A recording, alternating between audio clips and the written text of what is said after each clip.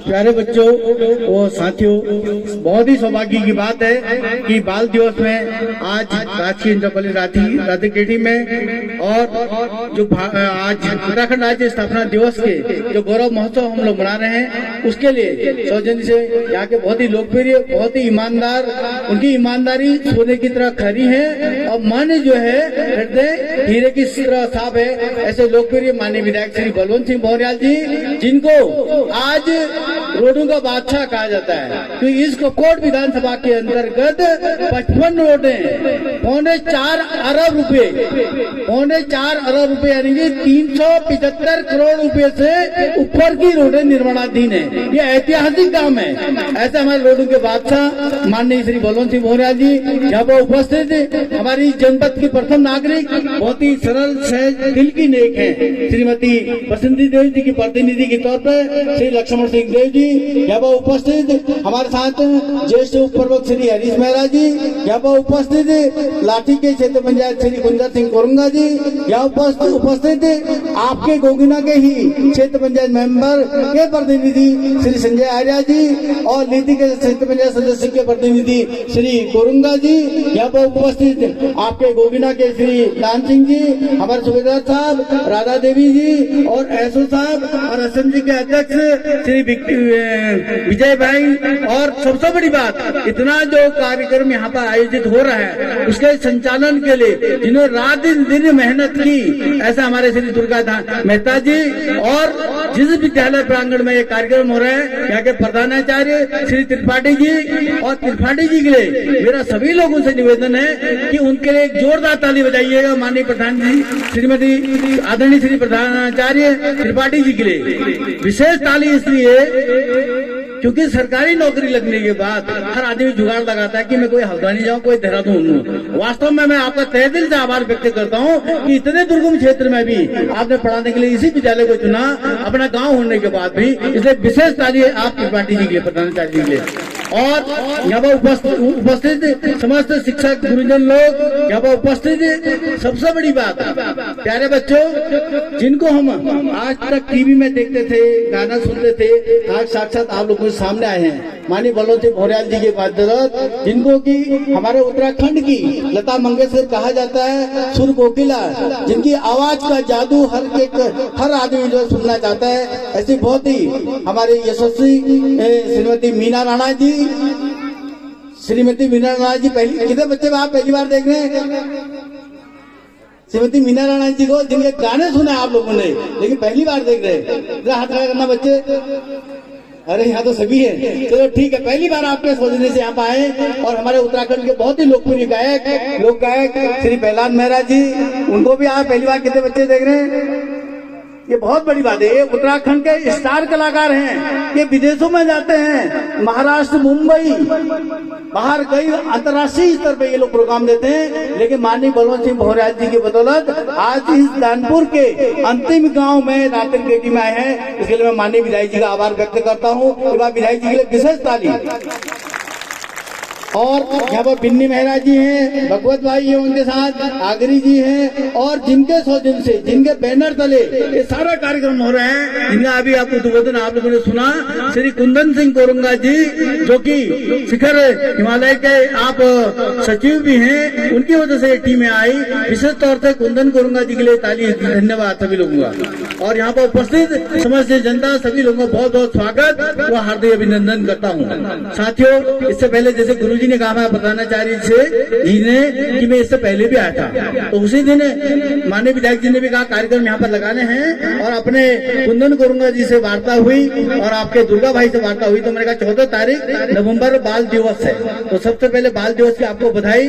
और प्यारे बच्चों को बहुत शुभकामनाएं, हवा की तरफ बहें आप, फूलों की तरह खिलते रहें, दिन दुनी रात चौगुनी तरक्की करें, आपको मन माफी पे आपको जॉब मिले, ऐसी शुभकामनाएं देता हूँ। कि आप बाल दिवस है, रात दिन पढ़ो करके दिमाग बहुत हो जाता है, तो हमने कहा भाई टीवी भी देखते हैं, सिनेमा भी लोग देखते हैं, इसलिए सांस्कृतिक टीम को यहाँ पर बुलाया है। इसलिए बाल दिवस की प्यारे बच्चों को बहुत बहुत बधाई, बहुत शुभकामनाएं। साथियों, जैसे कि आज विद्यालय में कार्यक्रम चल रहा है, राज्य सरकार के द्वारा, जैसे मैंने कहा, माननीय हमारे पुष्कर सिंह धामी जी जो युवा मुख्यमंत्री जी हैं, उन्होंने कहा वो राज्य स्थापना दिवस का 1 सप्ताह तक गौरव दिवस मनाएंगे। इसलिए यहाँ पर ये सांस्कृतिक कार्यक्रम हर क्षेत्र में, हर विधानसभा क्षेत्र में मनाया जा रहा है। तो प्यारे बच्चों से 2-4 क्वेश्चन मैं पूछना चाहूंगा। पहले तो मैं पिछली बार आया था तब भी पूछा था नहीं पूछा था। तो जैसे आपके विद्यालय में जो सिलेबस चल रहा है ये कौन सा है, कौन सी पढ़ाई कर रहे हो आप लोग? हाँ, एनसीईआरटी है ना, पिछली बार बताया था, इसलिए याद है। गुड, सवाल बताइए आपको, क्योंकि सीबीएसई और यूपी बोर्ड का जो सिलेबस है वो बहुत महंगा था। हमारे यहाँ के बच्चों को लगता था कि जो बच्चे हल्द्वानी, नैनीताल, दिल्ली, बॉम्बे पढ़ते हैं वो लोग तो कंपटीशन के अच्छे फाइट करते हैं, अच्छी बातें हैं। लेकिन राज्य सरकार ने आप लोगों को मात्र एनसीईआरटी की जो बुक्स देके अच्छे क्वालिफिकेशन के लिए आपको एनसीईआरटी सिलेबस लागू किया है। जैसे बहुत सस्ता भी है। जैसे मैंने पिछली बार बताया ना, मैं हल्द्वानी में भी रहता हूँ, तो मेरे पड़ोस में एक यहाँ काम करने वाली आती थी। उसने अपने मालिकिन से मांगा कि 6,000 रुपए मेरे को दे दो कि मैंने अपने बच्चों के लिए कॉपी किताब लेनी है, ड्रेस लेनी है। और उसने क्या करा, वापस आके 4500 रुपये वापस कर दे। उन्होंने कहा अरे तू तो 6,000 रुपये कहती, 4500 क्यों वापस करे? उन्होंने कहा मैडम मेरे जो कॉपी किताब हैं, ड्रेस हैं, मात्र 1500 रुपये में आ गए। तो एनसीईआरटी का सिलेबस सर्व सुलभ सभी जगह है। तो इसे मेरे बच्चों में, इन बच्चों में कोई गिल्टी फील होगी कि महानगर में जो बच्चे पढ़ रहे हैं उनका सिलेबस अलग है और हमारा अलग है। और सबसे बड़ी बात, उत्तराखंड राज्य सरकार ने आपको अटल उत्कर्ष विद्यालय खोल दिए है। इस कपकोट विधानसभा में 2 विद्यालय हैं, एक सरयू घाटी के सूबी में, एक शाहकोट में। अटल उत्कर्ष विद्यालय वो हैं जहाँ इंग्लिश मीडियम भी, हिंदी मीडियम भी आपकी पढ़ाई होगी और पूरा स्टाफ होगा। और सबसे बड़ी बात, अटल उत्कर्ष विद्यालय के बदौलत जितने नजदीक के प्राइमरी स्कूल हैं, जूनियर हाई स्कूल हैं, वो सब भी इंग्लिश मीडियम और हिंदी मीडियम में पढ़ाई जाएंगे। तो सरकार लगातार प्रयास कर रही है। इसमें से कितने बच्चों को पता है कि जो बच्चे साइंस, जो डॉक्टर बनना चाहते हैं, उनके लिए जो है मात्र 50,000 रुपये में अब डॉक्टर भी बन सकता है। पहले लोग कहते थे कि किसी को अपने बच्चों को डॉक्टर बनाना है तो लाखों रुपए चाहिए, लेकिन अब मात्र 4,500 रुपया महीने का भर के आराम से आप MBBS डॉक्टर का काम कर सकते हैं। ऐसे ही आप हम सब लोग यहाँ पर मिले हैं, सब लोग वास्तव में बधाई और आप सभी लोगों को शुभकामनाएं कि कोरोना कोविड से सब लोग सुरक्षित और सुरक्षित रहे। इस दुनिया में जब कोरोना कोविड आया तो हम लोगों ने जो सुना, जो देखा टीवी में, तो लगा कि दुनिया बचेगी भी या नहीं बचेगी। सब लोगों को लगा ना उसमें, लॉकडाउन जब हुआ तो लोगों से घर में कह दोगे कि अब तो जीने को मिलेगा नहीं मिलेगा।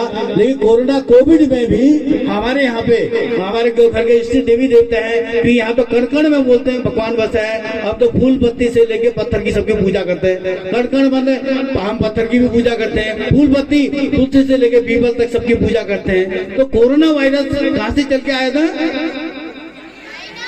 चाइना से यहाँ पे चल के आया। किसी ने देखा वायरस? नहीं देखा ना, लेकिन मास्क तो सबने लगाया नहीं लगा। तो जैसा वायरस वहां से चल के यहाँ पे आया, ऐसे ही कई अदृश्य शक्तियां अच्छी और बुरी देवी देवता भी हमारे आसपास हमेशा रहते हैं। इसलिए इस कोरोना ने बहुत कुछ हमको सिखाया कि नेक काम दुनिया में, समाज में हमको करना चाहिए। अपने समाज के लिए, अपने गांव के लिए, अपनी बिरादरी के लिए, अपने देश के लिए। ये कोरोना कोविड ने सिखाया। कैसे? क्योंकि लोगों के पास पैसा था तो पैसा काम नहीं आया। लगा भाई, अगर बेटे का बाप खत्म हो गया तो बेटा जो है कंधा देने के लिए बाप को वहां दाह संस्कार के लिए नहीं गया। तो इसलिए हमको नेक काम करना चाहिए। क्या? जैसे साइबर क्राइम चल रहा है तो लोगों को जागरूक करना है, नशा उन्मूलन के लोगों को जागरूक करना है, स्वच्छता के लिए लोगों को जागरूक करना है। पर्यावरण ऑक्सीजन कमी के होने से लोग मर गए कि शुद्ध हवा नहीं मिल रही है। साइबर क्राइम सुना होगा आप लोगों ने। आप सब लोग जानते हैं कि मैं भारतीय जनता पार्टी से हूँ, अभी ब्लॉक प्रमुख हूँ। तो मेरे अभी हाल ही में क्या है, मेरी ड्यूटी लगा दी कि भाई गांव में जो वोटर लिस्ट है ये चेक करके आओ कि कितने लोग इसमें एक्सपायर हो गए, कितने लोग जीवित है, कितने लोगों की शादी होगी। तो मैं गाँव में क्या घूमने, मैंने कहा सबसे पूछा भाई ये वोटर लिस्ट है, आप इसमें बताना जो एक्सपायर हो गए वो बताना, जिनकी शादी होगी वो भी बताना, ठीक है। तो जैसे मेरे नाम पढ़े तो 1-2 लड़कियों का नाम आया। मैंने कहा भाई शादी होगी। मैंने कहा कहाँ गई? सर ये तो ऑनलाइन चलेगी। मैं भी चौंक गया। मैंने कहा ऑनलाइन लोग तो सामान मंगाते हैं, तो ये ऑनलाइन कैसे चलेगी? तो उन्होंने कहा सर ये मिस कॉल के चक्कर में कहाँ गई ये पता नहीं। तो मेरा निवेदन इस बालिकाओं से, इनसे पिछली बार भी मैंने कहा था, इस क्षेत्र के लोगों से कहने का मतलब है, इस उत्तराखंड राज्य में जब एसओ साहब बैठे हैं, मैं कोकोट चौकी से लेके टिहरी, उत्तरकाशी, पूरे उत्तराखंड में सारे थाने चौकी से मैंने सूचना अधिकार लिया था। आप लोगों को ताज्जुब होगा, उत्तराखंड में 55,000 महिलाएं, बाल बच्चे वाली भी और बालिकाएं भी यहाँ से गायब हो गई, और कहाँ गई पता नहीं।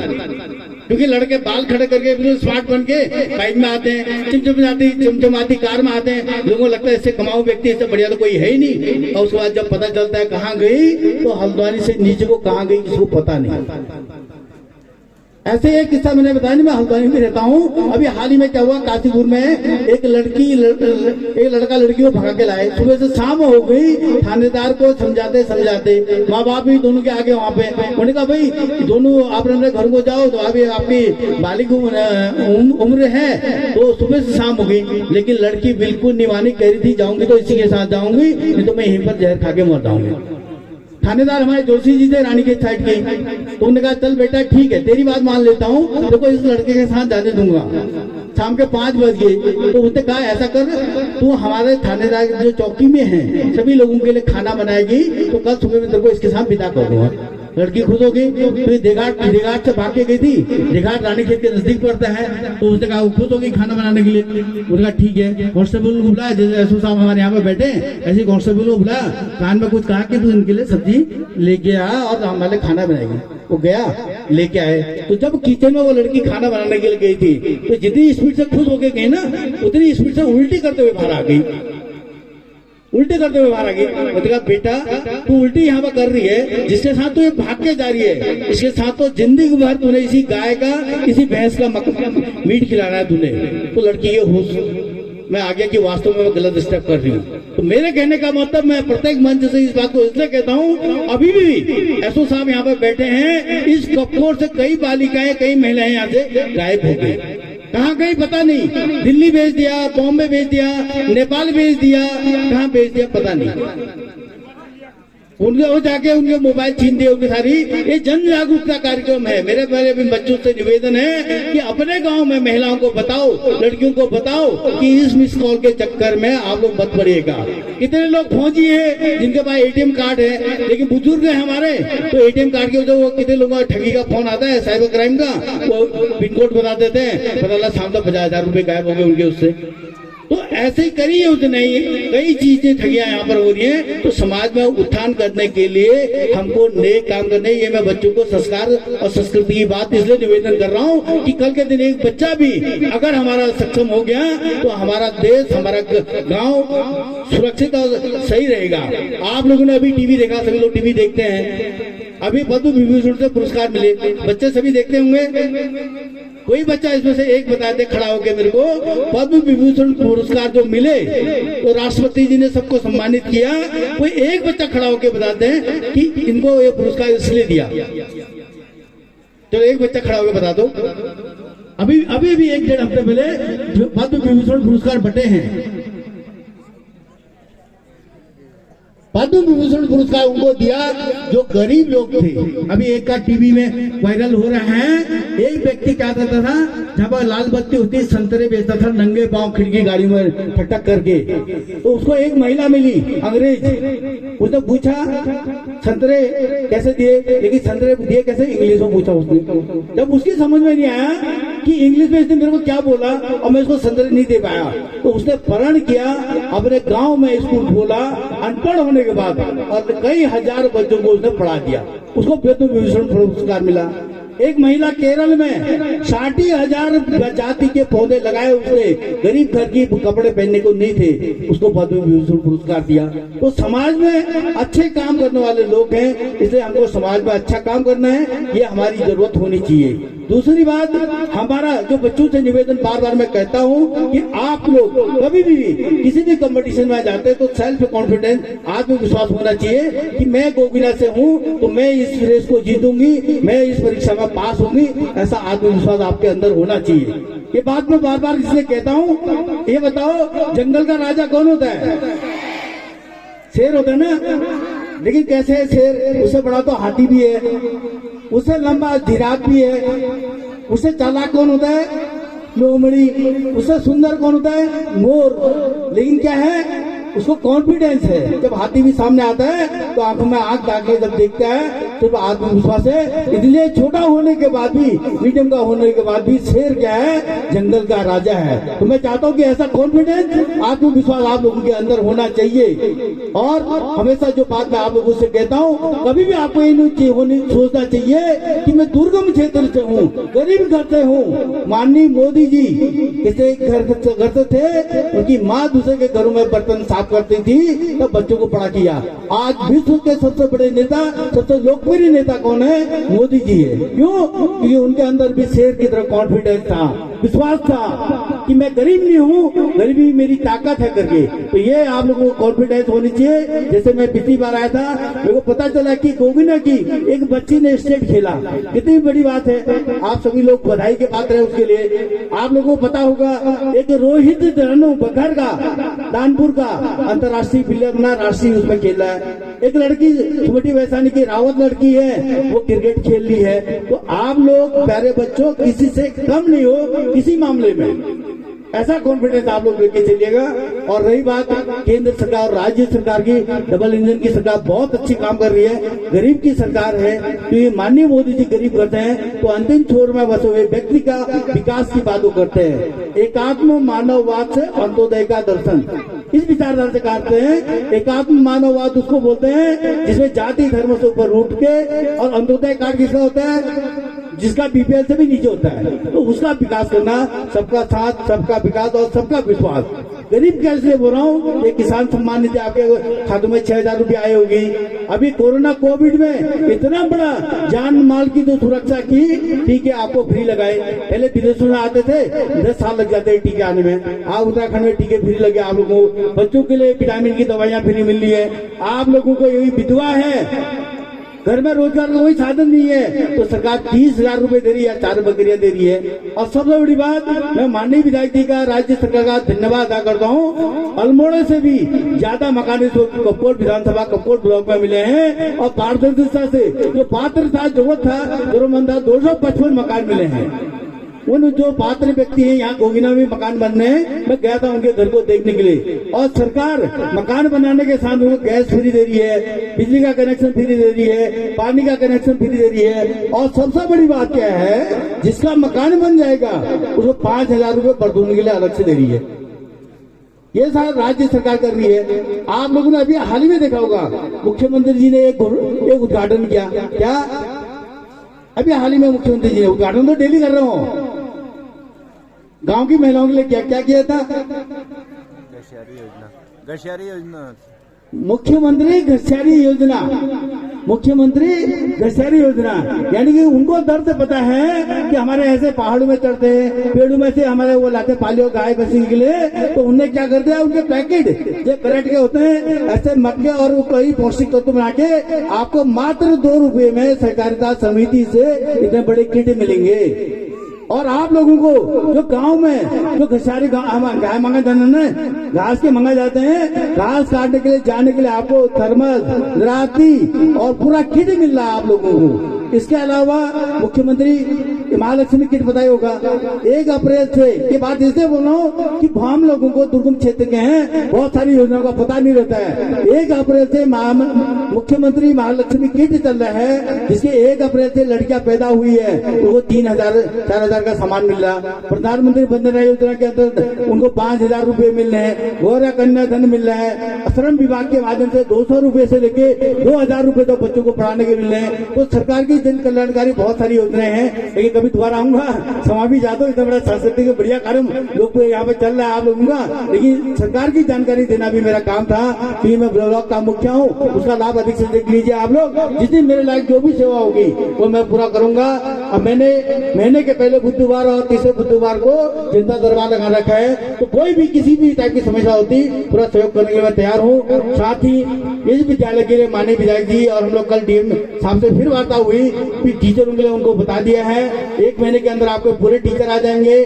दूसरा, संचार की व्यवस्था के लिए माननीय विधायक जी ने डीएम साहब को बोल दिया कि संचार हर हालत में इस बार हो जाए, और जो कम बढ़ेगा रातिर केटी बलखा डूंगरचा गोगिना तीनों के लिए नेटवर्क कनेक्टिविटी के लिए 3 लाख रुपए की आज मैं घोषणा करके जा रहा हूँ।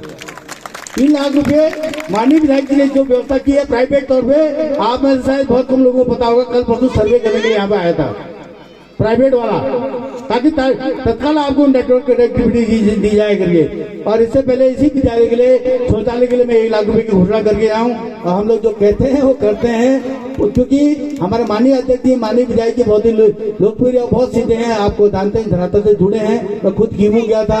हम चाहते हैं कि अंतिम छोर में विकास की ग्रहण पहुंचे। पूरा सभी लोगों का बहुत समय ले लिया, लेकिन जानकारी दी सरकार की योजना का, इनका लाभ लेना है। और मेरे प्यारे बच्चों से निवेदन है, अपने आप को किसी शेर से कम नहीं समझना है।